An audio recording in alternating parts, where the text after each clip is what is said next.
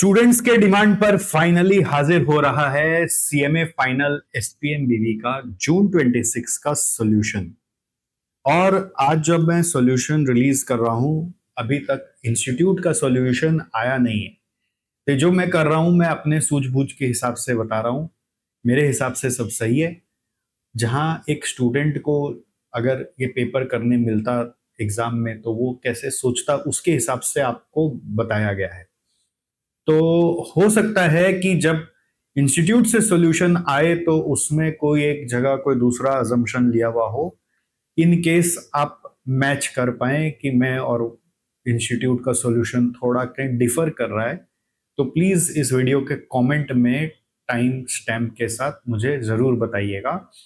और अगर सब कुछ ठीक हो और एंड तक वीडियो देखकर आपको कुछ फायदा हुआ हो, तो ऑफ कोर्स थैंक यू जरूर बोलिएगा कमेंट में, जिससे हमें और ऐसे काम आपके लिए करने के लिए मोटिवेशन मिलता रहे। तो एसपीएमबीवी का पेपर कैसा है? मतलब इजी टू मॉडरेट है। मॉडरेट क्यों? क्योंकि एक आध क्वेश्चन ऐसा है जो थोड़ा सा उलझा सकता था, एक आध क्वेश्चन। तो अगर कोई बच्चा उसमें फंस गया तो उसको तो मॉडरेट ही लगेगा ना, और जो नहीं फंसा वो ऑप्शन में अगर उसको निकाल दिया तो उसको इजी लगेगा।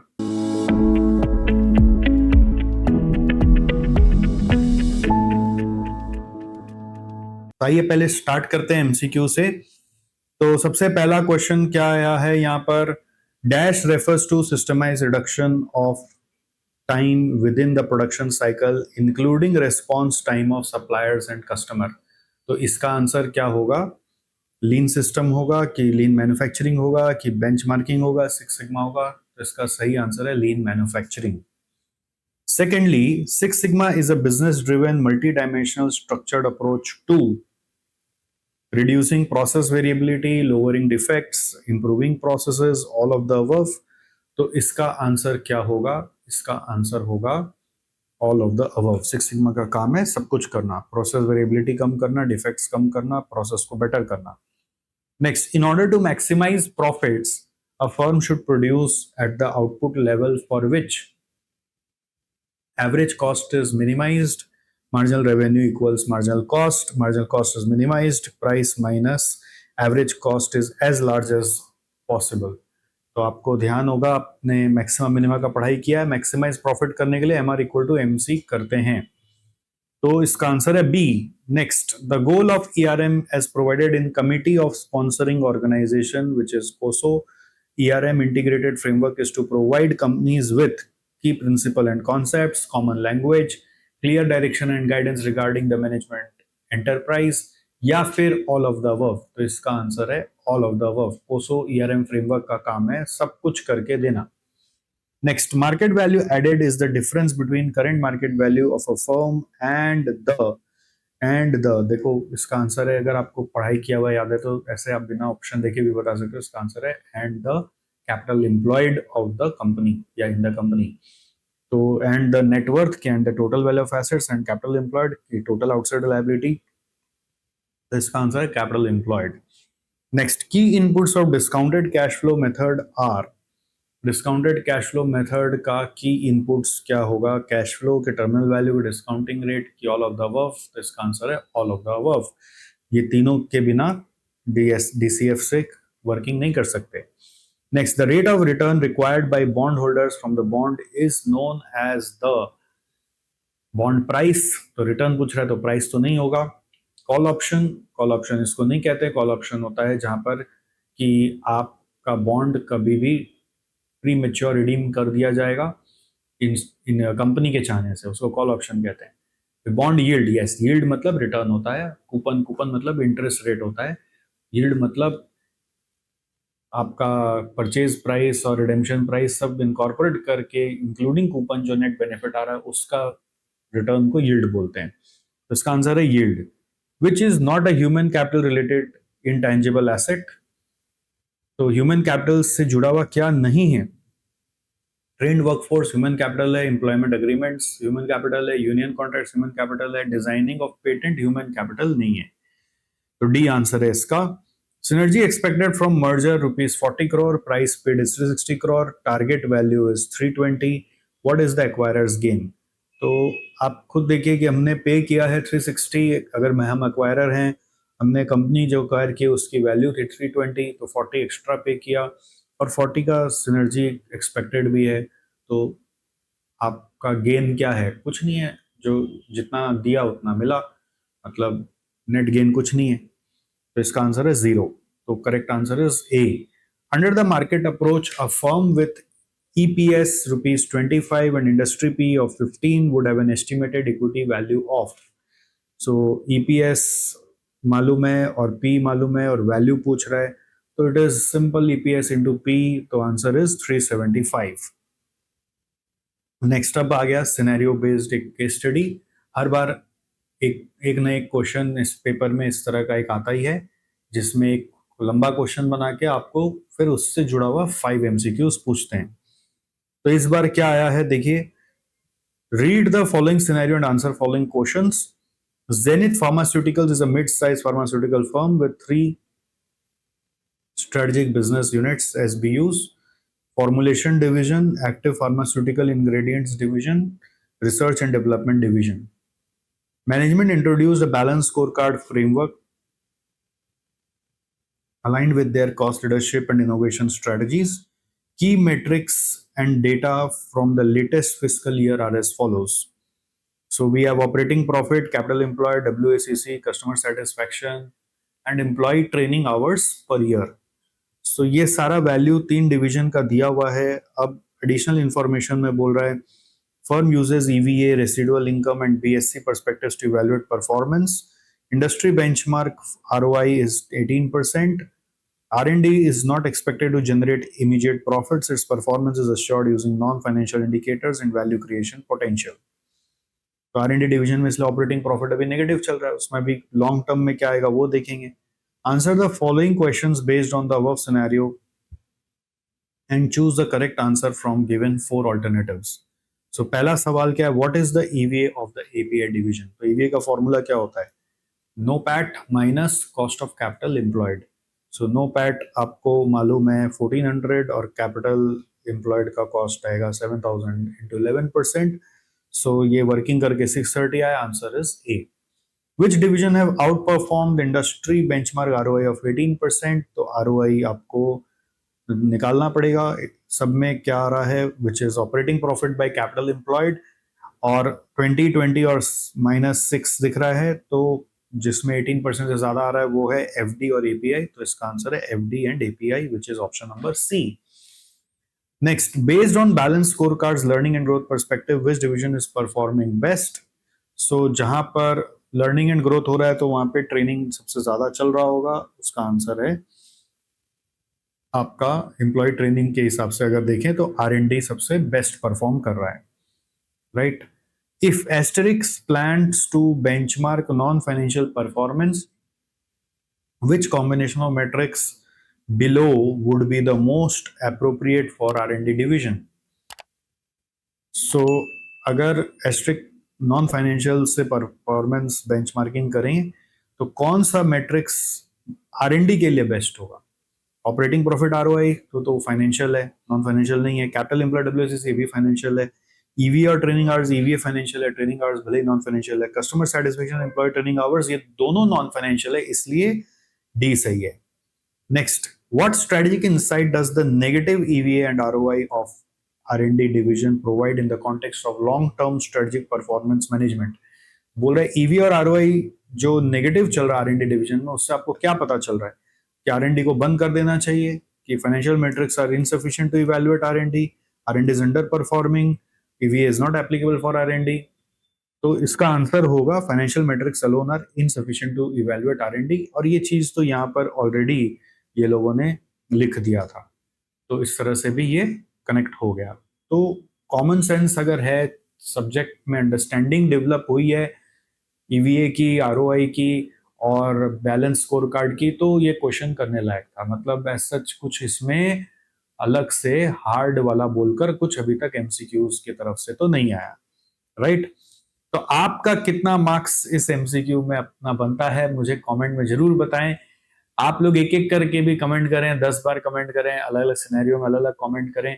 जिससे कि मुझे पता तो चले कि आप लोग क्या करते हैं। आपको क्या लगता है मैं पढ़ता नहीं हूँ? मैं सब कुछ पढ़ता हूँ, मैं सब देखता हूँ, आपका हर एक कमेंट पे रिप्लाई करता हूँ। तो don't worry at all about that.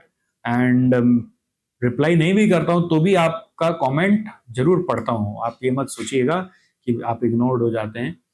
तो आप बताएंगे तो हमें और अच्छा लगेगा और पता चलेगा कि आप में से कितने लोग थे और क्या क्या चीज आप सीख रहे थे, राइट।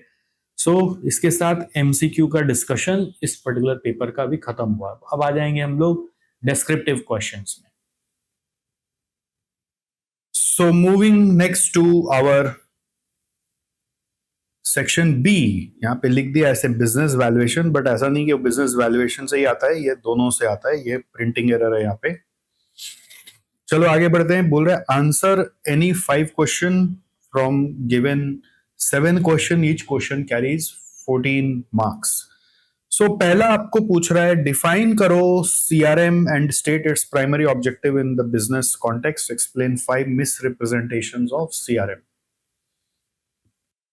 सो ये सारा का सारा आपको क्लासेस में अच्छे से पढ़ाया हुआ है, थ्योरी और इंस्टीट्यूट मैट को रेफर करोगे तो मिल जाएगा। लेटेस्ट जो इंस्टीट्यूट मैट है उसमें मुझे दिख रहा है कि कुछ कुछ चीजें अभी जो यहाँ पे पूछा हुआ है वो नहीं है। वो क्यों हटा दिए ये मेरे को नहीं मालूम, बट आपको मैंने जब क्लास में पढ़ाया था, देखो सीआरएम पढ़ाया था तो सीआरएम का यहाँ पर देखिए मिस रिप्रेजेंटेशंस बोलकर था। डेटाबेस मार्केटिंग होता है सीआरएम में, मार्केटिंग प्रोसेस है, आईटी इशू होता है, एनी कंपनी सीआरएम लगा सकता है, लॉयल्टी स्कीम का दूसरा नाम है सीआरएम। बट एक्चुअली इन सब के बारे में नए लेटेस्ट मैट को भी मैंने डाउनलोड किया, उधर से ये पैराग्राफ हटा दिया है। तो अब सवाल बच्चों के मन में आएगा कि सर ये पढ़ना है कि नहीं पढ़ना है। देखिए कुछ ना कुछ हटते रहेगा, घटाते रहेगा, ये लोग कुछ ना कुछ ऐड करते रहेगा, तो वो आपको उतना टेंशन नहीं लेना है उसका कि ये पढ़ना है नहीं पढ़ना है। जो हमने क्लास में पढ़ाया है वो पूरा का पूरा आपको पढ़ना है, ठीक है। अगर हमें कुछ एक्स्ट्रा भी एक दो चीज पढ़ाना पड़े तो वो हम इसलिए पढ़ा देते हैं कि क्या पता उससे घूम फिर के आ जाए। अब क्या है इंटरेस्टिंग बात कि इस मैट में मैं देख रहा था मिस रिप्रेजेंटेशन बोल के कोई टेक्स्ट तो बचा नहीं, बट नीचे में जाकर क्वेश्चंस में मिस रिप्रेजेंटेशन का क्वेश्चन जरूर डाला हुआ है। तो अब क्वेश्चन है आंसर नहीं है, क्योंकि हटाने वाले ने एक पैराग्राफ हटा दिया बट नीचे का क्वेश्चन ही नहीं हटाया, उतना ध्यान ही नहीं दिया। तो ये सब ह्यूमन एरर्स हैं, उन लोग भी कुछ ना कुछ चेंज करने का कोशिश करते हैं, बट इसका मतलब ये नहीं कि आप उस मिस रिप्रेजेंटेशन को भी ना पढ़ें, क्योंकि वो पास्ट एग्जाम में भी आ चुका है तो आपको वो पढ़ना है। इस चीज का आपको ध्यान रखना है। कुछ एक दो चीज ऐसे कम बेसी हो रहा है तो उसके लिए वरी नहीं होना है, ओके। तो ये इंस्टीट्यूट मैट में आपको मिल जाएगा, बट रीसेंट मैट में खोजोगे नहीं मिलेगा, इसके पहले वाले वर्जन में मिलेगा आपको। हमारी क्लासेस में ये सब मैंने पढ़ाया हुआ है तो वहां से आपको जरूर मिल जाएगा। इन केस आपको के पास ऐसा ना हो तो आप यहां से अभी स्क्रीनशॉट भी लेके इसको पढ़ सकते हैं, ठीक है। तो चलिए आगे बढ़ते हैं फिर। नेक्स्ट क्वेश्चन क्या बोल रहा है, manufacturing company prime auto is facing frequent production delays, poor workspace organization, rising defects, low employee morale, and reduced equipment availability. The management believes that lean manufacturing is only about waste reduction and has little wider relevance.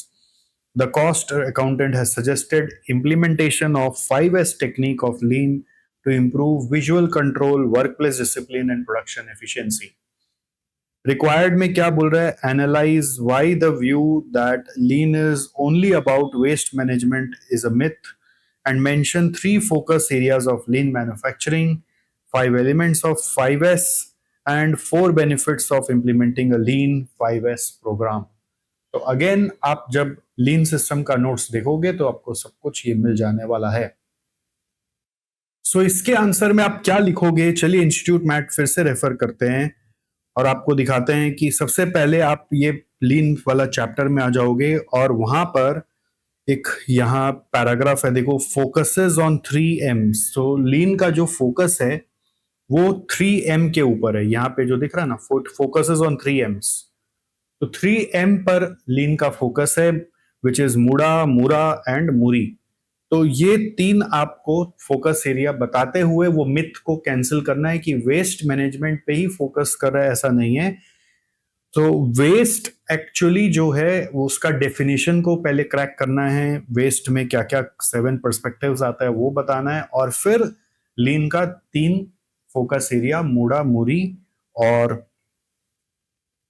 मुडा, मुडा, मूरा और मुरी के बारे में बताना है। ठीक है, और फिर लीन का जो 5S है वो भी यहाँ पे पूछ लिया, 5S, और लीन का बेनिफिट्स भी पूछ लिया।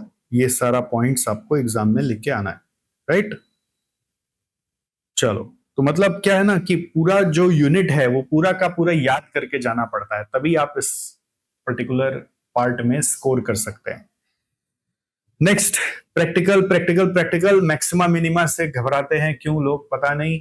इस बार तो मैंने अपने YouTube पर आपको मैक्सिमा मिनिमा का पूरा वीडियो ही YouTube पे दे दिया कि आप इस बहाने इसको 2-3 बार समझ के सीख के चले जाएं और आप अपना कम से कम 7 मार्क्स उठा लें। SCM में भी इसका एक क्वेश्चन आता ही आता है, तो क्यों उसको रिस्क करते हो, थोड़ा बैठ के मैथ सीख लो, पता चलेगा 7 मार्क्स ऐसे ऐसे उठ के पॉकेट में आ गए। तो अब ये वाला जो क्वेश्चन है यहाँ पर क्या बोल रहा है, प्राइस फंक्शन दिया हुआ है, टोटल कॉस्ट का फंक्शन दिया हुआ है, बोल रहा है ऐसा क्वांटिटी बता दो जहां पर प्रॉफिट मैक्सिमाइज हो, फिर सेलिंग प्राइस बता दो, फिर प्रॉफिट बता दो। ठीक है, तो इसको सॉल्व करने के लिए हम लोग क्या करेंगे, P equal to 1200 minus 2x लेंगे, फिर TR का इक्वेशन बनाएंगे which is price into quantity which is P into x, फिर TR से निकालेंगे हम MR के बाद फिर TC दिया हुआ है तो TC से निकालेंगे MC which is derivative of, क्या बोलते हैं हम लोग, डेरिवेटिव ऑफ टोटल कॉस्ट। ठीक है, तो उसका डेरिवेटिव 3x स्क्वायर का 6x, 200x का 200, 15,000 का 0। यहां पर MR निकालने के लिए डेरिवेटिव ऑफ TR, 1200x का डेरिवेटिव है 1200, 2x स्क्वायर का डेरिवेटिव है 4x, फिर MR और MC को इक्वेट किया और इससे निकल के आया हम लोगों का x का वैल्यू। तो यही पार्ट A1 में आंसर आ गया। अब इस x के वैल्यू से क्वेश्चन में बोला प्राइस बताओ, तो P का वैल्यू बता दिया 1200 माइनस 2 इंटू 100, और फिर प्रॉफिट पूछा तो TR और TC निकालकर माइनस कर दिया। तो TR कहां से आया, TR ये रहा, ये क्वेश्चन से आया, TC कहां से आया, ये क्वेश्चन से आया, x के वैल्यू पुट किए तो TR TC का वैल्यू पुट करके TC का माइनस करके प्रॉफिट का आंसर आ गया, right. Done done done done. Next, so question 3A हो गया। 3B में क्या बोला है, risk management is more realistic term than safety. It implies that future uncertainty and threats are ever present and they must be identified, analyzed, evaluated, and controlled or rationally accepted. In the light of this statement, define risk management and mention the steps to be undertaken by a firm in the process of risk management. तो क्या करना है, define करना है और steps to be undertaken in the process of risk management आपको बताना है। तो इसमें क्या आंसर लिखोगे, चलो दिखाते हैं। So if you come to Institute MAT Risk Management chapter, which is 4.1, so you will see that here entire risk management definition is given. Risk management is process of identifying, evaluating, prioritizing risk, followed by integrated and economical application of resources to reduce, observe, and control the probability or impact of unfortunate events or to maximize the realization of opportunities. The process includes 5 specific steps: identify, analyze, prioritize, mitigate, monitor. इन सब के बारे में आपको लिखना है। तो इतना पूरा आप लिख देंगे तो आपको मार्क्स मिलेगा। आप अपने भाषा में लिखिए लेकिन हेडिंग्स आपको चाहिए, है ना, वर्ड्स आपको चाहिए। अंडरस्टूड? तो ये भी आपको मिल गया, मतलब स्ट्रेट फॉरवर्ड चीजें आई है, यहां तक कुछ भी झोलझाल नहीं है, बस वो मिस रिप्रेजेंटेशन को लेके थोड़ा सा लगा कि यहाँ पे क्या लिखना है। और ये वेस्ट मैनेजमेंट इज मिथ, तो इसमें क्या लिखना है, वेस्ट मैनेजमेंट में वेस्ट का डेफिनेशन को डिस्क्राइब कर देना है। Okay okay, next next next, question number 4 में आ जाते हैं। अब यहाँ पे क्या बोल रहा है 4A में, give a detailed note on importance of 5 component DuPont analysis. अगर आप डुपॉन्ट पढ़े हैं तो एक 3 पॉइंट मेथड होता है जो कहता है PAT by sales multiplied by sales by assets multiplied by assets by equity. ठीक है, इसको 3 पॉइंट मेथड बोलते हैं, बट ये आपको नहीं लिखना है। 5 पॉइंट के लिए इसको तोड़ा जाता है। इसको कैसे तोड़ा जाता है? ईबीआईटी बाय सेल्स, फिर होता है पैट बाय ईबीआईटी, और बाकी दो सेम रहता है। तो ये है 5 पॉइंट आपका डू पॉइंट।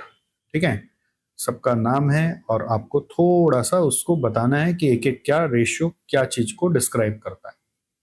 हो गया। सो 7 मार्क्स का आया जस्ट खाली।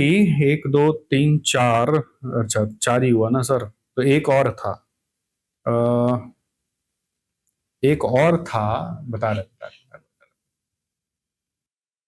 तो वो ऐसे था, ईबीआईटी बाई सेल्स के बाद यहां पे होगा पीबीटी, और फिर होगा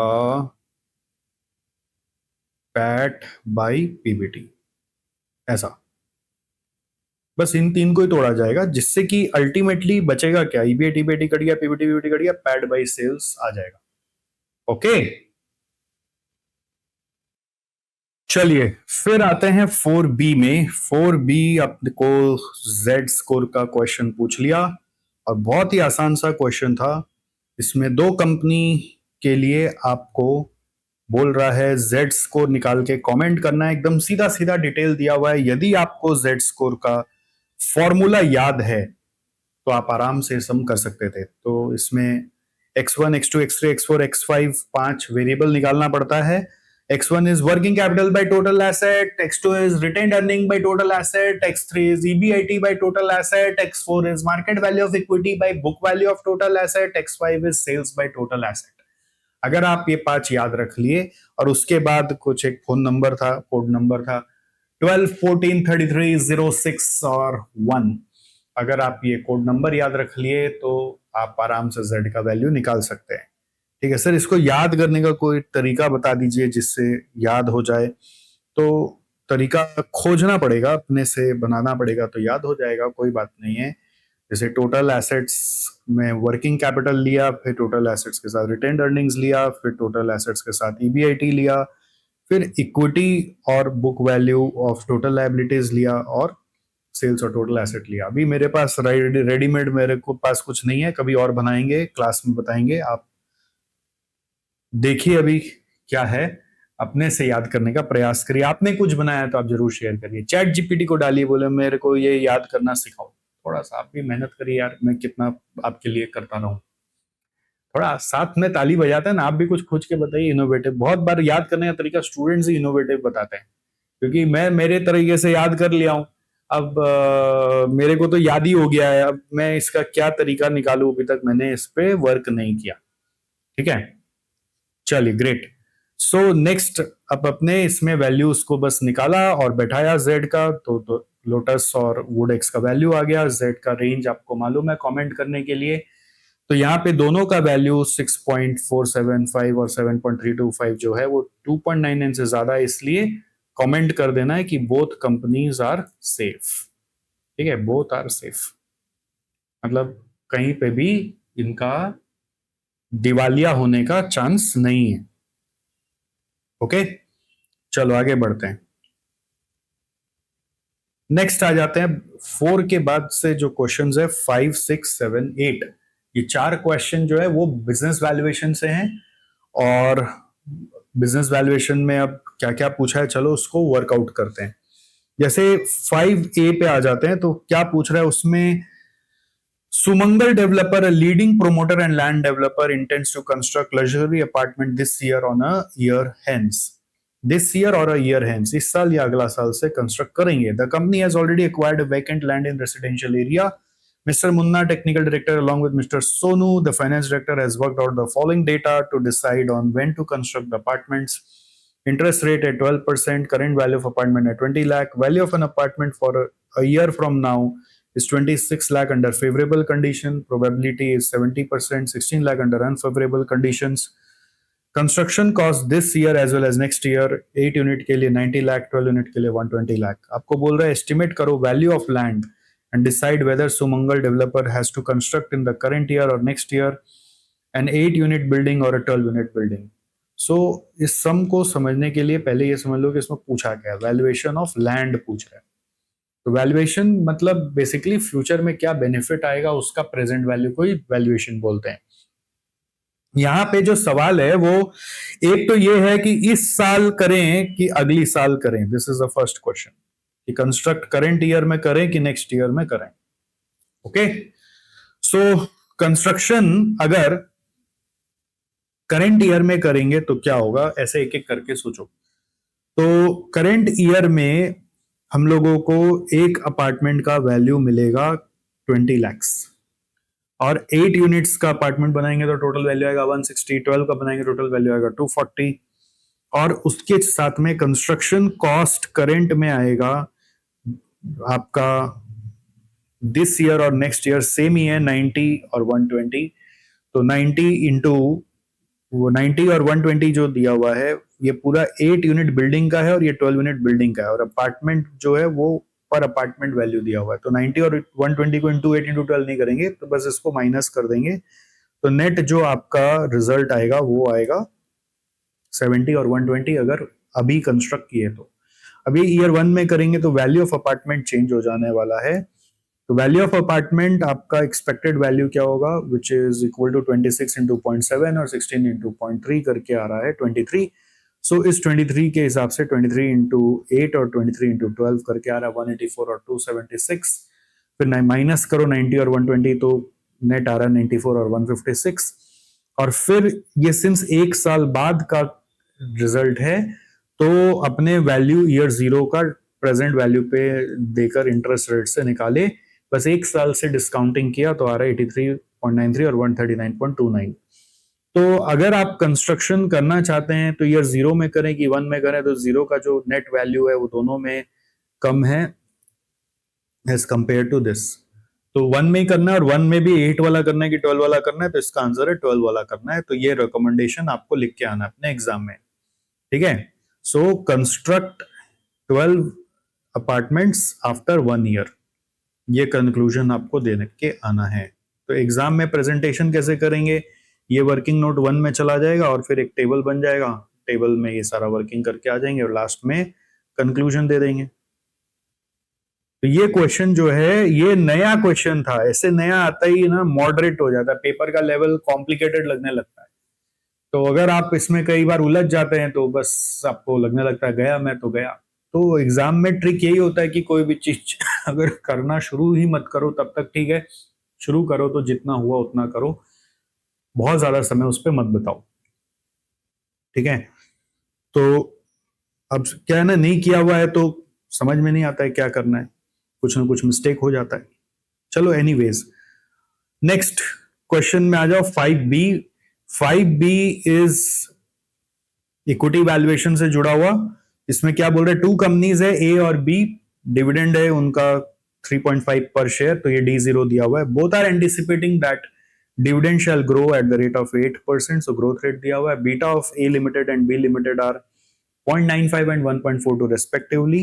Yield on Government of India bond is 7% and is expected that stock market index shall increase at an annual rate of 13%. You are required to analyze intrinsic value of share of both companies, why there is a difference in the value of share of the two companies, if current market price are this and this, what course of action should be followed.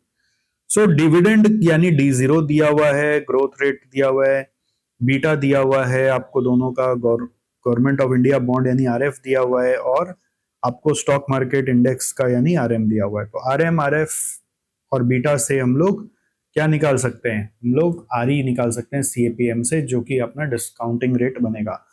और फिर D0 दिया हुआ है तो D1 लेकर growth rate के हिसाब से D1 बाई KE माइनस जी कर यानी कि D1 बाई KE माइनस जी या RE माइनस जी बोल लो, इससे आपका इंट्रिंसिक वैल्यू आ जाएगा। फिर इंट्रिंसिक वैल्यू डिफरेंट क्यों है वो जब वैल्यू देखोगे तो समझ में आ जाएगा आपको, और फिर उसको करंट मार्केट प्राइस से कंपेयर करके ओवर वैल्यूड है कि अंडर वैल्यूड है बता दोगे। तो ये क्वेश्चन देता है मुंह में पानी, जैसे बनता है गोलगप्पा के दुकान में खड़े खड़े खड़े खड़े कैसे मुंह में पानी आ रहा होता है, तो वैसे इस क्वेश्चन को देख के मुंह में आता है पानी। लेकिन एक नया क्वेश्चन आ जाता है तो याद दिला देता है नानी। क्या बात है, क्या बात है, thank you thank you thank you, क्या बात है। तो ये क्वेश्चन करने जाएं तो ये क्वेश्चन में डर लगे। तो आइडिया क्या है, एग्जाम में उतना सोचते नहीं है, बस करते हैं। मान लो 5B कर लो, बस 5A जितना समझ में आया उतना कर लो, एक वर्किंग नोट ही कर लो, एक पार्टी कर लो, हो सकता है 7 में 3 मिल जाए, 4 मिल जाए, बस कर जाओ, ज्यादा अटको मत। चलो, तो इसका सॉल्यूशन समझा दिया है। वर्किंग यहाँ पे है, के का वैल्यू दोनों में आया 12.7 और 15.52, आईवी निकाल दिया d0 into 1 plus g by k minus g के हिसाब से। डिफरेंस इन वैल्यू जो आ रहा है उसका कारण आप कैलकुलेशन में देखोगे तो वन ऑफ द रीजन है के का वैल्यू डिफरेंट है। के का वैल्यू डिफरेंट क्यों? क्योंकि रिस्क यानी कि बीटा डिफरेंट है। तो इसका आंसर है because of high risk element in company B, इसलिए वैल्यू उसका मार्केट कम देना चाह रहा है। और उसके बाद आपका एमपीएस का वैल्यू दिया हुआ है 74 और 56, तो कंपेयर करके पता चल गया मार्केट में ये अंडर वैल्यूड है, ये ओवर वैल्यूड है। तो अंडर वैल्यूड चीजों को बाय करो, ओवर वैल्यूड चीजों को सेल करो, ये रिकमेंडेशन हम लोग लिख देंगे। ओके, तो इसके साथ 5AB भी खत्म हुआ। नेक्स्ट आते हैं क्वेश्चन नंबर 6A में। ये लेविन श्वार्ट्ज मॉडल है जिससे वैल्यूएशन ऑफ ह्यूमन रिसोर्स किया जाता है। एक्चुअली इसमें जो अपने सम सीखे थे उसमें आपको याद है स्लैब बेसिस में वर्किंग किया जाता था, एज का स्लैब्स दिया हुआ था और स्लैब के हिसाब से अर्निंग्स दिया हुआ था। ये सम को और भी सिंपल करके एकदम छोटा पार्ट करके पूछा है 6 नंबर में। तो इसमें दो कैटेगरी ऑफ वर्कर है, इनका एवरेज अर्निंग्स दिया हुआ है till retirement, age of retirement दिया हुआ है और करंट एज भी दिया हुआ है। मतलब कोई स्लैब बेसिस का झमेला ही नहीं है, बस सिंपल आपको 62 एज है तो 65 तक जाएगा, 3 साल का लाइफ है, 60 है तो 62 तक जाएगा, 2 साल का लाइफ है। तो 2 साल में जो वो लोग अर्निंग्स करेंगे उसको डिस्काउंट करके आपको प्रेजेंट वैल्यू पे लाना है और इंटू 25 और 20 कर देना है। तो देखिए मैंने यहाँ पर यह करने का प्रयास किया है। ईयर्स लेफ्ट है 3 and 2, अर्निंग्स 1,60,000 और 1,60,000। प्रेजेंट वैल्यू होगा 1 लाख इंटू 25 इंटू 2.106, ठीक है। और इधर हो रहा है 60,000 इंटू 20 इंटू 1.527। अब ये कहाँ से आ रहा है? ये जो डिस्काउंट रेट दिया हुआ 20%, उससे 2 साल का और 3 साल का आप डिस्काउंटिंग फैक्टर को जोड़ लेंगे तो ये आ रहा है फिगर। तो इसको मल्टीप्लाई कर करा के ये आंसर आया। इतना छोटा सा वर्किंग, अब देख के लगता है कि क्या सच में मैं 7 मार्क्स डिजर्व करता हूँ इसके लिए, मतलब ऐसा ये क्वेश्चन है, समझ गए? तो लेविन श्वार्ट्ज का जो क्वेश्चन है एक्चुअली वो तो थोड़ा एज वाइज थोड़ा लंबा करने का बात था, थोड़ा मेहनत करवाने का बात था, बट मेहनत करवाया ही नहीं, आपसे क्या करें। नेक्स्ट 6B में आ जाते हैं। ये एकदम लॉली द पॉप्स क्वेश्चन है, ईवीए का, एकदम डायरेक्ट, खाली बस वैल्यू देख देख के वर्किंग करने वाला, अगर आपको ईवीए का फॉर्मूला याद है तो। तो compute EVA for both years, और पूछ रहा है वैल्यू क्रिएट हुआ है कि नहीं हुआ है वो बताओ। तो ईवीए बढ़ा है तो वैल्यू क्रिएट हुआ है, नहीं तो घट गया वैल्यू। तो कैपिटल एम्प्लॉयड चाहिए सबसे पहला फिगर अपने को, तो वो कैपिटल एम्प्लॉयड यहाँ पे दिया हुआ ही था।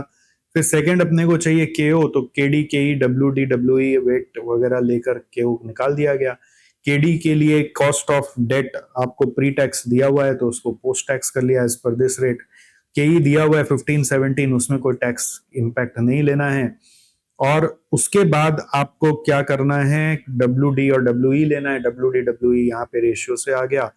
जैसे यदि आप देखोगे तो यहाँ पर डेट और इक्विटी का ब्रेकअप दिया हुआ है, तो 780/1000 टू 20/1000 कर रहे हैं, तो डब्ल्यू डी डब्ल्यू ई निकल आया। ऐसे सेकेंड ईयर में हो गया, उससे केओ आ गया। केओ कैसे आएगा? KD into W D plus KD into W D plus केई इंटू डब्ल्यू ई किया तो केओ आ गया। और फिर आपको नो पैट चाहिए, net operating profit after tax. तो यहां पर देखो क्या दिया हुआ है, पैट दिया हुआ है, पैट। तो नो पैट में थोड़ा सा ट्विस्ट है। Okay, so how will NOPAT come? NOPAT निकालने के लिए देखिए यहां पर दिया हुआ है पैट, तो पैट से नहीं करना है। नो पैट के लिए चाहिए ईबीआईटी माइनस टैक्स, यानी ईबीआईटी इंटू 1 माइनस टैक्स करना है। तो this is your no PAT.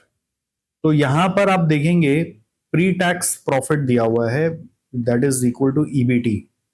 ठीक है, ईबीटी दिया हुआ है, लेस टैक्स से पैट आया हुआ है। ईबीटी के बाद नीचे में इंटरेस्ट एक्सपेंस दे दिया है, तो ईबीटी में मैं इंटरेस्ट ऐड बैक कर दूंगा तो ईबीआईटी आ जाएगा। तो ईबीआईटी इंटू 1 - टी करेंगे तो नो पैट आ जाएगा। तो ये वर्किंग हमारा देखिए, यहाँ पे प्री टैक्स प्रॉफिट पे एड इंटरेस्ट करके ईबीआईटी निकाला, ईबीआईटी से लेस टैक्स का तो नो पैट आ गया।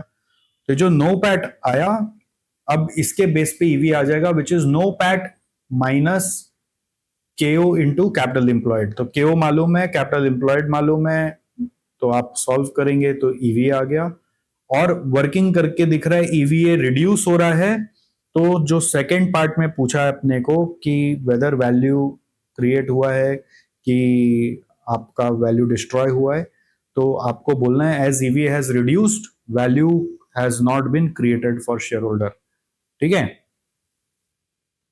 तो यहाँ पे दिखने में आपको दिख रहा है कि प्रॉफिट बढ़ा है, बट इवेंचुअली इसका इम्पैक्ट क्यों नहीं आया ईवीए पर? बिकॉज आपका कैपिटल एम्प्लॉयड बढ़ गया और at the same time cost of capital भी बढ़ गया। सो इसका पार्ट ए तो ये हो गया। पार्ट बी का आंसर क्या बोलोगे? ए भी है कि 1 - 2 है? जो भी है 1 - 2 है। पार्ट 1 ये आ गया। पार्ट 2 में क्या बोलोगे? As EVA has reduced, as EVA has reduced, wealth has been destroyed. As EVA has reduced, wealth has been destroyed. ठीक है, due to increase in capital employed and its cost. Okay, चलो next आ जाओ। Question number 7 देखो, ये M&A के ऊपर पूरा question आया है। एक 7A जो आया है, ये आपका पहला वाला कंपैरेटिव ट्रांजैक्शंस के ऊपर आपको मल्टीपल्स निकाल के वैल्यू करना है। ओके, तो इसमें क्या हो रहा है? प्राइस पर शेयर है, शेयर्स का रुपीज इन मिलियन दिया हुआ है। ठीक है, which is equal to 50 million. Number of shares नहीं पता चल पा रहा है क्योंकि फेस वैल्यू नहीं है, बट प्राइस पर शेयर 11 रुपए, तो फेस वैल्यू 10 मान के नंबर ऑफ शेयर्स माना जा सकता है। फिर डेट दिया हुआ है 500, बहुत ज्यादा ही डेट है। अगर आप रेशियो देखें तो डेट इक्विटी का रेशियो तो बहुत ही मतलब रिस्क वाला कंपनी लग रहा है। बट एनीवे, जो वैल्यू दिया हुआ है अपने उसी के ऊपर करेंगे। मेरे को ऐसा लग रहा है कि ये क्वेश्चन में आइडियली ये नंबर ऑफ शेयर्स होना होगा, नंबर ऑफ शेयर्स होना चाहिए 50 मिलियन, और जो वैल्यू ऑफ इक्विटी है वो होना चाहिए 11 इंटू 50 के हिसाब से 550, और फिर उसके सामने डेट अगर 500 है तो मैच हो रहा है। मतलब question is shall we assume this as number of shares. अब यहाँ पे इस क्वेश्चन में ऐसा कुछ दिया हुआ नहीं है। अब ये सब चीज जब इंस्टीट्यूट की तरफ से सॉल्यूशन आएगा तभी खुलासा होगा। ठीक है, may be number of shares, मतलब मैं ऐसा सोच रहा हूं, मेरे को लग रहा है कि रुपीज लिखना गलत हो गया, शेयर्स लिखने से मैच हो रहा है। बट अगर ये पूरा शेयर्स का ही वैल्यू समझ लिया जाए 50, तो बहुत अजीब लग रहा है ना, इक्विटी 50 और डेट 500, ऐसा कैसे? तो मैं ऐसा सोच रहा हूं may be number of shares है ये, तो मार्केट वैल्यू ऑफ इक्विटी जो आ रहा है वो होगा 50 इंटू 11 550। तो ऐसा अगर एग्जाम में लगे तो आप अजम्पशन लिख के सम करेंगे और क्या। फिर एबिडा दिया हुआ है, ईपीएस दिया हुआ है। अब ईपीएस अगर आप देखें 0.9, तो ये भी अब कैसे 0.9 आया ये नहीं पता। हो सकता आया होगा एबिडा में टैक्स माइनस हुआ, इंटरेस्ट माइनस हुआ, कर आके हो सकता है 0.9 आया। अगर हम 125 को 50 से यहाँ डिवाइड करें, एग्जांपल 125 मिलियन को 50 से डिवाइड करें, अज्यूमिंग कि 50 नंबर ऑफ शेयर्स है, तो पर शेयर 2.5 आ रहा है, तो उस 2.5 को 0.9 बना दिया गया होगा, वो एक्सेप्टेबल लग रहा है। 2.5 से इंटरेस्ट और डेट माइनस करके इट हैज बिकम 0.9, वो एक्सेप्टेबल लग रहा है। बट अगर हम यहाँ पे शेयर्स वैल्यू 50 माने और नंबर ऑफ शेयर्स फिर 5 लें, तो 125 डिवाइड बाई 5 करके EBITDA पर शेयर 25 आ रहा है, 25 से EPS 0.9 हो गया, तो वो एक्सेप्टेबल नहीं लग रहा है। समझ गए? तो अल्टीमेटली डेटा जो है वो सपोर्ट कर रहा है कि ये नंबर ऑफ शेयर्स होगा, और ऐसा हुआ तो market value of equity 50 into 11 550 हुआ, और डेट का वैल्यू 500 हुआ, तो सब कुछ सूटेबल लग रहा है। चलो एनीवे, ईपीएस से फिर मैंने पी निकाल लिया, विच इज 11 बाई 0.9 करके 12.22 आया। अब रिसेंट कंपैरेबल ट्रांजैक्शंस दिया हुआ है, 5 कंपनी का वैल्यू दिया हुआ है, टारगेट उनका ये सब था। तो इक्विटी की वैल्यू क्या थी, इंटरप्राइज वैल्यू, ईवी मतलब एंटरप्राइज वैल्यू क्या था, ठीक है। इक्विटी का वैल्यू था और इंटरप्राइज वैल्यू था। तो इंटरप्राइज वैल्यू से इक्विटी वैल्यू कैसे आता है, इंटरप्राइज वैल्यू से इक्विटी वैल्यू कैसे आता है? इंटरप्राइज वैल्यू का फॉर्मूला क्या है, market value of equity plus market value of debt minus cash, याद है ना। बट अभी कैश के बारे में कोई बात नहीं किया हुआ है, तो अपन बोलेंगे कि enterprise value is market value of equity and market value of debt, right. तो ऐसे इंटरप्राइज वैल्यू आया होगा। और ईवी बाई एलटीएम, एलटीएम होता है लास्ट 12 मंथ सेल्स, फिर EV by LTM EBITDA, last 12 months EBITDA, फिर दिया हुआ है equity by last 12 months P. तो ये सबका वैल्यूज 5 कंपनी का दिया हुआ है, तो मैंने सबका एवरेज निकाल लिया। और अब इस एवरेज के हिसाब से हम लोग इस कंपनी का अगर वैल्यू करने जाएं, तो पहला ईवी बाई सेल्स के हिसाब से करें, तो सेल्स हम लोग को मालूम है, यहाँ पे रेवेन्यू 700, रेशियो 1.66, तो इंटरप्राइज वैल्यू आ रहा है 700 इंटू 1.66 करके। दिस क्वेश्चन में बोल रहा है इवेल्युएट करो एक्विजिशन प्राइस, मतलब प्राइस ऑफ शेयर्स बताना है। तो यहाँ पर एंटरप्राइज वैल्यू माइनस मैं डेट जब कर रहा हूं, तो इक्विटी वैल्यू आ रही है 662। तो 662 से अगर हम वर्किंग करेंगे तो ये इक्विटी का वैल्यू आया, और नंबर ऑफ शेयर्स अगर 50 है, तो एमपीएस क्या माना जाएगा, या एक्विजिशन प्राइस क्या माना जाएगा, 662 बाई 50 कर दीजिए। 662 बाई 50 करने से आ रहा है 13.24। Understood. Next, EV by EBITDA, अगर एबिडा को लेके चले तो एबिडा है 125 मिलियन, सो 125 मिलियन इंटू यहां पर उसका जो मल्टीपल है वो कितना, 11 है, तो 125 इंटू 11 करने से इसका ईवी आ गया सेकेंड ऑप्शन का, उसमें से डेट माइनस किया तो फिर इक्विटी आ गया 875, 875 बाई 50 कर दिया अगर, तो 17.5 आ रहा है, ठीक है। नंबर ऑफ शेयर्स जो है ना वो 50 मान के कर रहा हूं मैं, नंबर ऑफ इक्विटी शेयर जो है वो 50 मिलियन मान के कर रहा हूं, तब ये नंबर्स आ रहे हैं। ऑलराइट। और अब यहां पर आते हैं थर्ड केस में। थर्ड केस में अगर आप देखें तो इक्विटी बाई एलटीएम पी, यहां पे अब ईवी नहीं दिया, यहां पे क्या दे दिया, इक्विटी, और लास्ट 12 मंथ्स पी, तो इसका रेशियो आ रहा है 17.6, और मतलब एवरेज करके, और 17.6 इज द मल्टीपल। तो पी के साथ अगर करना है तो what is my P, P is 0.9। सो यहां पर अब जो आ रहा है ना सीधा, ये वैल्यू शेयर प्राइस का ही आ रहा है, तो ये दोनों नहीं निकाल रहे हैं, 17.6 इंटू 0.9 कर देंगे सीधा, ठीक है। 17.6 इंटू 0.9, 17.6 इंटू 0.9 कर रहे हैं, तो 15.84 आ रहा है। देखो सब रेंज में आ गया, और आंसर भी अच्छा लग रहा है दिखने में, समझ गए क्या। अब एग्जाम हॉल में ये चीज समझने का आपको कि ये क्लिक कैसे करेगा, ये एक्सपीरियंस से क्लिक कर जाता है कि मोटा मोटा वैल्यूज ऐसा होना चाहिए, ऐसा नहीं होना चाहिए। तो अब आपने अगर मान लेते हैं कि इस 50 को टोटल शेयर्स का वैल्यू मान लिया, और फिर 5 शेयर का नंबर्स ले लिया 50 by assuming face value as 10, और उससे किया तो आंसर कुछ डिफर किया होगा। और सिंस यहाँ पे एक एरर है, तो मेरे को लगता है कि ग्रेस मार्क्स मिल जाना चाहिए। जो भी बच्चा अटेम्प्ट किया होगा उसको ग्रेस मार्क्स मिलना चाहिए। मिलेगा कि नहीं मिलेगा ये मालूम नहीं है, मिलना चाहिए बिल्कुल, मैं होता तो जरूर देता, क्योंकि क्वेश्चन में ही प्रिंटिंग एरर लग रहा है या क्वेश्चन फ्रेमिंग एरर है। ये शेयर्स लिखा है बट रुपीज साइन डाल दिया, राइट। तो ये समझने की बात है ना।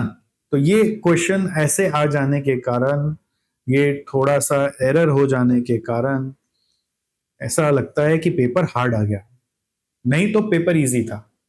तो पेपर को इजी टू मॉडरेट का टैग मैंने इसीलिए दिया कि इससे ऐसे एक दो जगह हम लोग फंस जाते हैं और टाइम खराब कर लेते हैं अपने एग्जाम हॉल में।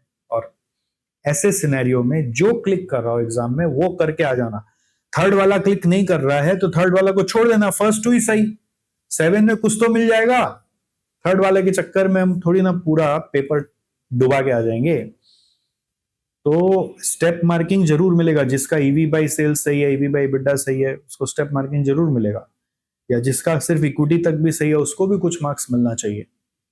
चलिए अब देखेंगे आप लोग का क्या होता है। पास हो गए तो सब भूल जाओ, फेल हो गए तो थोड़ा कुरेद के देखते हैं, राइट। तो समझ में आ गया एक्विजिशन प्राइस क्या होना चाहिए। It can be either of this, और यू कैन से कि acquisition price can be average of this. Acquisition price can be may be average of above. तो ये भी एक सजेशन दिया जा सकता है, क्योंकि जब मल्टीपल प्राइस हो तो हम किसको माने, हम कोई भी तरीका से तीनों का एवरेज ले सकते हैं, which is coming around 15.52। Okay, 53 भी बोल सकते हैं, 15.53। Understood? Is it clear?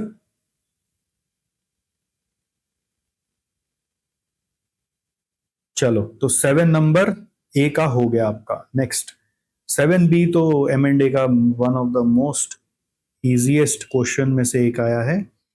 Horizon और वर्टेक्स करके दो कंपनी है, EAT दिया हुआ है, नंबर ऑफ शेयर्स दिया हुआ है, मार्केट वैल्यू पर शेयर दिया हुआ है।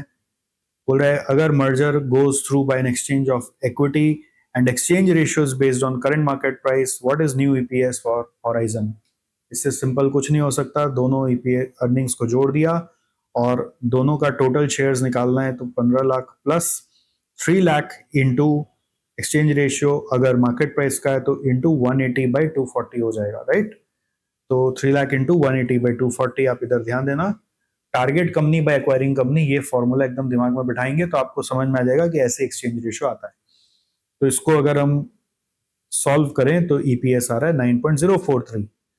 सो सेकेंड क्वेश्चन बोल रहा है if the board of Vertex wants to be absolutely sure that earnings available to its shareholders will not be diminished by the merger, what should be the exchange ratio in that case? तो इसका answer भी बहुत simple है, अगर आपने practice किया हुआ है तो मुंह जबानी क्लिक करेगा। तो इसका आंसर होना चाहिए ratio will be in the ratio of EPS। So in that case exchange ratio will be EPS based ratio, और EPS दिया हुआ नहीं है तो निकाल लेंगे, इस दोनों को डिवाइड करके, इस दोनों को डिवाइड करके आंसर आ रहा है 8 और 12, तो एक्सचेंज रेशियो आ रहा है 12:8। अब 12:8 क्यों, वही target accompany by acquiring company. ये फंडा अगर आप भूल गए तो पूरा गड़बड़ हो जाएगा। तो फंडा is target accompany by acquiring company, उससे आप करेंगे तो एक्सचेंज रेशियो आ गया 3:2। ठीक है, ओके।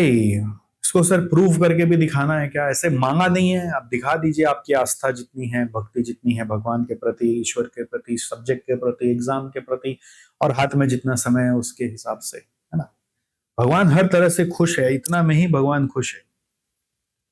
चलिए नेक्स्ट आ जाते हैं क्वेश्चन नंबर 8 में। सो 8 का ए नॉर्मली क्या हो रहा है, ये कोई बेसिक कॉन्सेप्ट से पूछ लेता है जो कि आपका इंटर का FM से जुड़ा हुआ है। इसमें कुछ भी आ जाता है और कभी कभी मर्जर का ही क्वेश्चन आ जाता है। तो 8A में बेसिक कॉन्सेप्ट ट्रेंड एनालिसिस का पूछ लिया, बट 8B में आपको मर्जर का ही एक बेसिक क्वेश्चन पूछा। तो ये वाला जो क्वेश्चन है जिसमें ट्रेंड एनालिसिस के बारे में बात किया जा रहा है, उसमें 3 साल है यहाँ पर, 2022, 2023 और 2024। रेवेन्यू का वैल्यू दिया हुआ है, COGS दिया हुआ है, ऑपरेटिंग एक्सपेंस दिया हुआ है, EBIT दिया हुआ है, इंटरेस्ट दिया हुआ है। परफॉर्म करने बोल रहा है year over year trend analysis. Year over year मतलब आपको इस साल से इस साल में क्या चेंज मिला, इस साल से इस साल में क्या चेंज मिला, वो करना है। मतलब एक को बेस पकड़ के बाकी दो को उस पर चेंज करना है, ऐसा नहीं करना है। आपको year over year trend analysis करना है। और कौन सा मैट्रिक्स का करना है, रेवेन्यू ग्रोथ का, यानी रेवेन्यू में कितना परसेंटेज ग्रोथ आ रहा है। EBIT margin, what is EBIT margin? EBIT margin is EBIT by sales निकालकर, नेट प्रॉफिट मार्जिन यानी NP बाई सेल्स निकालकर, और एक्सेट्रा बोल दिया, मतलब आप कुछ और भी चाहें तो कर सकते हैं, कुछ और नहीं भी क्लिक किया तो ये 3 का करना ही है। फिर आपसे पूछ रहा है अगर रमेश कंसिडर कर रहा है investing 1500 lakh in automation to improve margin by 4% from 2025 onwards, या कौन सा मार्जिन, ये कुछ नहीं बोला, तो अज्यूम करेंगे नेट प्रॉफिट मार्जिन। और जो मार्जिन 2025 में होता था वो 2024 में होता था उससे 4% बढ़ाना है। Assess financial viability and strategic justification for the investment, आपको फिर पीवी फैक्टर वगैरह दे दिया है, लाइफ दे दिया है। तो ये जब आप पहला पार्ट कर लेंगे तो दूसरा पार्ट उससे कनेक्ट होके होगा। तो पहला पार्ट में हमने क्या किया, देखो ऐसे टेबल बनाया, रेवेन्यू लिख दिया और रेवेन्यू का ग्रोथ निकाला, रेवेन्यू ग्रोथ, ठीक है। और कैसे निकाला, पहला में कुछ नहीं, फिर नेक्स्ट में कितना परसेंट से ग्रो हुआ, आप देखो 1500 डिवाइडेड बाय 12,000 करेंगे तो 12.500 आ रहा है, 12.5% आ रहा है। 1500 बाय 12,500 करने से क्या आ रहा है, सॉरी 1500 बाय 12,000 करने से आ रहा है 12.5%। फिर इन दोनों का डिफरेंस से आप देखो कितना है, ये 900 है, 900 बाय 13,500 करेंगे तो 6.67% आ रहा है। सर वर्किंग दिखाना है क्या, दिखाने से कोई खराबी नहीं है, दिखाने से कोई खराबी नहीं है, दिखाना हमेशा ही चाहिए, ठीक है। डायरेक्ट आंसर कभी नहीं लिखना चाहिए, ठीक है। फिर सीओजीएस लिखा तो सीओजीएस का as a percentage on revenue ले लिया, 7800 बाय 12,000 65%, 9,000 बाय 13,500 66.67, 10,200 बाय 14,400 करके 70.83। फिर ऑपरेटिंग एक्सपेंस था, तो ऑपरेटिंग एक्सपेंस का भी आप as a percentage on revenue ले सकते हैं, क्योंकि ये चलता है ऐसा, परसेंटेज ऑन रेवेन्यू ऐसा चलता है, ये वाला नहीं चलता है ज्यादा, परसेंटेज ऑन रेवेन्यू चलता है। तो 2400 बाय 12,000 करेंगे, आ रहा है 20%, यहाँ पे भी आ रहा है 20%, और यहाँ पे आ रहा है 3,000 बाय 14,400 करने से 20.83%, ठीक है। तो ये तीसरा आ गया, जो एक्सेट्रा था ना उससे जुड़ा हुआ एक हो गया। और ईबीआईटी मालूम है तो ईबीआईटी मार्जिन निकाल लिया, which is fourth number. So 1800 by 12,000 किया 15%, 1800 बाई 13,500 किया, 1200 बाई 14,400 किया, तो आंसर आ गया। फिर इंटरेस्ट, इंटरेस्ट का भी आप चाहे तो कोई वर्किंग कर सकते हैं, मैंने बस इंटरेस्ट का ग्रोथ निकाल लिया, मतलब इंटरेस्ट का इंक्रीज कितना हुआ वो निकाल लिया। इसमें कोई हार्ड एंड फास्ट रूल नहीं है कि यही सही है। इंटरेस्ट को normally as a percentage of sales तो कभी नहीं देखते हैं, बट इंटरेस्ट को as a percentage of EBIT जरूर देख सकते हैं, जिसको आप इंटरेस्ट कवरेज रेशियो बोलते हैं, वो भी देख सकते हैं। और आप चाहें तो इंटरेस्ट इंक्रीज भी देख सकते हैं। तो मुझे अभी ऐसा मन में आ रहा है कि मैं इंटरेस्ट कवरेज रेशियो देखूं, तो वो ज्यादा अच्छा मेरे को रिलेटिवली अच्छा रेशियो लग रहा है। तो ये आ रहा है ईबीआईटी बाई ईबीटी करके 1800, ईबीआईटी बाई इंटरेस्ट करके, ईबीआईटी बाई 1800 है और इंटरेस्ट 200 है, तो ये 9 आ रहा है।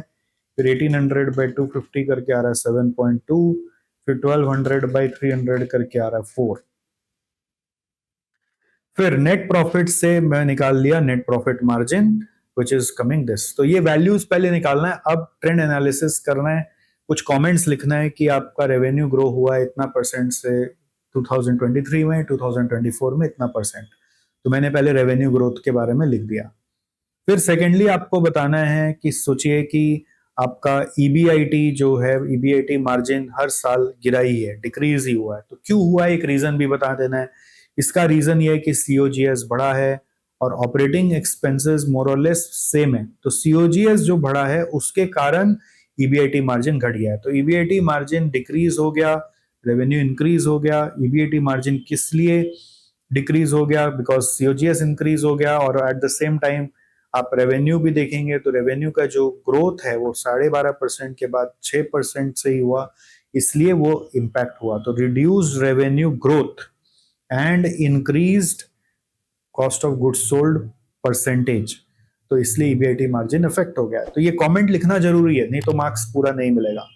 नेक्स्ट, फिर नेट प्रॉफिट मार्जिन के लिए आप बोल सकते हैं कि वो डिक्रीज हुआ है फ्रॉम 13.33 से 11.48 से फिर 6.25। तो इसका कारण ऊपर में बताए हुए एक आपका ईबीआईटी मार्जिन गिरा उसका है, और दूसरा इंटरेस्ट कॉस्ट भी आपके यहाँ पे बढ़ गया है, वो भी एक रीजन है। तो ये सब कमेंट्स आप बता सकते हो। और इस कंपनी ने अपना इंटरेस्ट कॉस्ट बढ़ाया, इसलिए इसका इंटरेस्ट कवरेज रेशियो गिर रहा है, इसलिए यहाँ पे फाइनेंशियल रिस्क बढ़ रहा है। आप ये भी एक पॉइंट लिख सकते हो। तो इंटरेस्ट कवरेज रेशियो डिक्रीज हो रहा है, इंडिकेटिंग हायर फाइनेंशियल रिस्क। तो इस तरह से कंपनी का हम लोग पूरा एनालिसिस कर लिए। ऑलराइट, नेक्स्ट आता है next next next next next next next next क्या, रमेश जी इन्वेस्ट करना चाह रहे हैं 1500 lakhs, जिससे उनको रिटर्न मिलेगा 4%। अब ये 4% हम पहले समझ रहे थे कि 4% ऑफ व्हाट, मतलब 4% नेट प्रॉफिट मार्जिन बढ़ जाएगा, ऐसा मान रहे हैं। मार्जिन किसके ऊपर है? मार्जिन सेल्स के ऊपर है। सेल्स कितना था 2024 में? 14400 था, तो उसी का 4% मैंने मान लिया कि नेट प्रॉफिट बढ़ के आ जाएगा आपका, विच इज कमिंग 576। ठीक है, और इसी का प्रेजेंट वैल्यू निकाल ले रहे हैं, तो एन्युटी फैक्टर दिया हुआ 3.605 इंटू 576 करके हमारा एनपीवी आ रहा है पॉजिटिव। सो कमेंट आप कर सकते हैं, as NPV is positive proposal should be implemented. ठीक है, प्रपोजल शुड बी इंप्लीमेंटेड, क्या बोलोगे? Proposal should be implemented as NPV is positive, proposal should be implemented. Understood? Clear? अब ये राइट है रॉन्ग है ये मेरे को नहीं पता। आप सोचो, मैं अगर आपकी जगह एग्जाम दे रहा होता तो मैं भी तो कुछ करता, तो मैं ये करता। ठीक है, अब कितना इंस्टीट्यूट इसको इवैल्यूएट करेगा, उसमें क्या दो नया पॉइंट जोड़ेगा या मैंने दो नया जोड़ दिया, ये तो आप सॉल्यूशन देखिए, मैच करिए, मेरे को कमेंट करिए, मैं भी देखूंगा। Next, the last question is question number 8B, which is again from merger and acquisition. Merger and acquisition से आप देखिए 1.5 क्वेश्चन आ रहा है, मतलब 21 मार्क्स का क्वेश्चन आ रहा है। अपार्ट फ्रॉम दैट MCQs भी आ रहा है, तो कितना बड़ा वेटेज है इसका मर्जर एंड एक्विजिशन का, अच्छे से करके जाना है। सो यहाँ पे बोल रहा है RIL is considering a merger with SIL. Data below are in the hands of both the board of directors. Issue at hand is how many shares of RIL should be exchanged for SIL. Both boards are considering 3 possibilities: 20,000, 25,000 and 30,000. You are required to design a table demonstrating potential impact of each scheme. Impact मतलब क्या करें अब, तो इसके लिए हम लोग accretion dilution दिखाएंगे in terms of EPS and MPS। तो इसमें टेबल यहाँ पर दिया हुआ था, तो इस टेबल में एक वैल्यू गलत दिख रहा था 2, क्योंकि वो मैच नहीं हो रहा है। अगर आप ईपीएस निकालेंगे तो ये वैल्यू 10 होने से सब कुछ मैच हो जा रहा है। ठीक है, तो मैंने क्या किया, पहले जब 3 क्वेश्चन मार्क था, उस 3 क्वेश्चन मार्क को इस टेबल में ऐसे सजा लिया। आप देखो, तो आपका अर्निंग्स तो 2 लाख 1 लाख दिया हुआ था, टोटल 3.5 लाख, कुछ करना नहीं है। नंबर ऑफ शेयर्स 50 था, ये प्री एक्विजिशन 10 था, पोस्ट एक्विजिशन इसी 10 के बदले हम लोग क्या तो 20 दे रहे हैं या 25 दे रहे हैं या 30 दे रहे हैं। तो अकॉर्डिंगली पोस्ट मर्जर जो नंबर ऑफ शेयर्स है वो कितने हो जाएंगे, 50,000 प्लस 20, 50,000 प्लस 25, 50,000 प्लस 30 करके 3 वैल्यू आ गए। फिर ईपीएस में क्वेश्चन मार्क है, तो 410 डाला, और ईपीएस का क्वेश्चन मार्क में आपने कंबाइंड ईपीएस निकाल लिया, which is 3.5 lakh by 70,000, 3.5 lakh by 75, 3.5 lakh by 80 करके आंसर आ गया। फिर एमपीएस निकालना है, तो ईपीएस इंटू पी रेशियो चाहिए। पी रेशियो कुछ नहीं पता है, तो अज्यूम कर लिया कि यही वाला पी रेशियो कंटिन्यू होगा, तो 10 10 10 कंटिन्यू हुआ, तो एमपीएस आ गया। फिर आपका ईपीएस मैंने आरआईएल का निकाला प्री मर्जर, ये हम लोग को ऑलरेडी मालूम है, 4, तीनों में 4 लिखा। पोस्ट मर्जर इसका क्या होगा ईपीएस, वो मैंने 3 सिनेरियो का 3 वैल्यू लिखा। ये सिनेरियो कंटिन्यू हो रहा है यहाँ पर, तो एक्रीशन और डाइल्यूशन क्या हो रहा है वो निकाला, तो देखा तीनों केस में बढ़ के ही आ रहा है, एक्रीशन ही आ रहा है, डाइल्यूशन कुछ आ ही नहीं रहा। बट इनमें से बेस्ट जो है वो यहाँ पे आया। एसआईएल में प्री मर्जर ईपीएस ऑलरेडी हम लोग को मालूम था 10, ठीक है, तो वो 10 10 10 लिखा। और पोस्ट मर्जर ईपीएस क्या होगा, ये वर्किंग आपको ध्यान होगा कि जो पोस्ट मर्जर ईपीएस यहाँ पे इनटू शेयर्स का एक्सचेंज रेशियो आपको मल्टीप्लाई करना पड़ता है, तो इसमें एक्रीशन जो आया वो मैंने लिख दिया, तो मार्क कर दिया। तो समझ में आया कि एसआईएल चाहेगा कि मेरे को 30,000 शेयर मिले, बट आरआईएल चाहेगा कि उसको 25,000 शेयर्स देना है। और ऐसे ही एमपीएस में भी वर्किंग किया। प्री मर्जर एमपीएस अपने को पता था विच इज 40 और 100, तो 40 वाला ले लिया पहले आरआईएल के हिसाब से। पोस्ट मर्जर का एमपीएस ऑलरेडी निकाल लिए थे ऊपर में 50, 46.7 और 43.75। एक्रीशन निकाला और प्री मर्जर एसआईएल का लिया तो 100 था। पोस्ट मर्जर का जो भी पोस्ट मर्जर शेयर्स का एक्सचेंज रेशियो से मल्टीप्लाई करके एमपीएस से जो आंसर आया वो निकाला, तो इसमें भी एक्रीशन आ गया, राइट। तो इन सब के हिसाब से आपको समझ में आ जाएगा, इन सब के हिसाब से आपको समझ में आ जाएगा कि what should be the what preference. तो मैंने रेड में सर्कल कर दिया है कि RIL would prefer to offer 25,000 shares, right? 25,000 shares, while SIL would prefer to accept 30,000 shares. तो पोटेंशियल इंपैक्ट, अब मेरे को जो समझ में आता है, मैं जितना जानता हूं मैं उस हिसाब से करके दिखाया। तो हमेशा इस तरह के पेपर सॉल्यूशन वीडियोस में एक डिस्क्लेमर रहता है कि आपको इंस्टीट्यूट मैथ से या इंस्टीट्यूट के सॉल्यूशन से जरूर मैच करना है कि वो क्या है, specially in case of new question. Existing question में तो कोई टेंशन है ही नहीं, न्यू क्वेश्चंस में मैच करना है, राइट। जो थ्योरी आती है उस थ्योरी में भी आप जो आंसर लिखें वो इंस्टीट्यूट मैथ के पॉइंट्स को कम से कम मैच करें, कुछ कीवर्ड्स को भी मैच करें तो मार्क्स मिलेगा। अगर आप पूरा अपने मन से लिखेंगे तो मार्क्स नहीं मिलेगा। और जो प्रैक्टिकल आता है वो प्रैक्टिकल आप हमेशा कोशिश करें अच्छे से ब्रेक डाउन कर करके प्रेजेंट करें, जो हो पाया वो ही करें, जो नहीं आता है उसको लेकर ज्यादा लिंगरिंग ना करें। जितना अलॉटेड समय उतना ही देर में जितना समझना है उतना करके आगे बढ़ जाएं, राइट। तो ये सब कर करा के कंक्लूड हुआ मेरे हिसाब से। अगर आप ध्यान देंगे तो जैसे बच्चे कोई बार नया क्वेश्चंस के चक्कर में अगर कहीं फंस जाए तो वो नया क्वेश्चन मैंने आपको दिखाई दिया, समझाई दिया। जैसे ये बेसिक कॉन्सेप्ट में ट्रेंड एनालिसिस में आप फंस सकते हैं क्योंकि इसका सेम क्वेश्चन नहीं है। कई बार आपको लगेगा कि जैसे ये वाला न्यू क्वेश्चन है तो इसमें आप फंस गए, तो आपको लगेगा अरे मेरा तो पेपर खराब जा रहा है, मैं क्या करूं। बहुत बच्चे क्या करते हैं, पहले बोलते हैं मैं तो बीवी का ही काम करूंगा फिर बाकी सब करूंगा। बहुत बच्चे सीधा सीक्वेंस में ही उठाते हैं, क्वेश्चन 2 फिर 3 फिर 4 फिर 5। तो पॉइंट इज आप पहला जो 15 मिनट है उसमें डिसाइड कर लो कि क्या आपको करना है। एक रिजिड मेंटालिटी लेके मत जाओ कि पहले बीवी ही करना है। तो एग्जाम हॉल में क्वेश्चन पेपर किसी भी डायरेक्शन में आ सकता है, तो पहला 15 मिनट्स में डिसाइड करो कि क्या क्या बहुत अच्छे से आता है और वही पहले करो, ठीक है। तो सबसे पहले हमेशा एमसीक्यू ही करना है, ये ध्यान रखना है। कभी ये नहीं कि एमसीक्यू को सबसे लास्ट में करना है, क्योंकि फिर लास्ट में ऐसा लगेगा कि एमसीक्यू भी हड़बड़ में गड़बड़ कर रहे हैं। तो पेशेंटली आराम से एमसीक्यू निपटाइए, फिर डिसाइड कर लीजिए कौन सा करना है। वो ही करिए जो इस पेपर में सबसे अच्छा आता है, वो पहले मत करिए जो आपको अच्छे से आता है, ठीक है। क्योंकि आपको जो अच्छे से आता है वो इस पेपर में कहीं गूगली मार के दे दिया तो आपको देखना कि इस पेपर में क्या ऐसा है जो आपको बहुत अच्छे से आता है, उसका एक सीक्वेंस बना लीजिए, उस सीक्वेंस में करिए। फिर करते करते अगर कोई चीज में फंस गए तो बस जितना टाइम अलॉटेड है उस क्वेश्चन का उतना ही टाइम में क्वेश्चन को करना है और बाकी जगह छोड़ देना है और आगे बढ़ जाना है। थोड़ा ब्लैंक स्पेस छोड़ दीजिए कि कल को करते करते कुछ और याद आ गया तो बाद में आके वापस आप यहाँ पे कंप्लीट कर पाए तो कर लीजिएगा। यही तरीका है।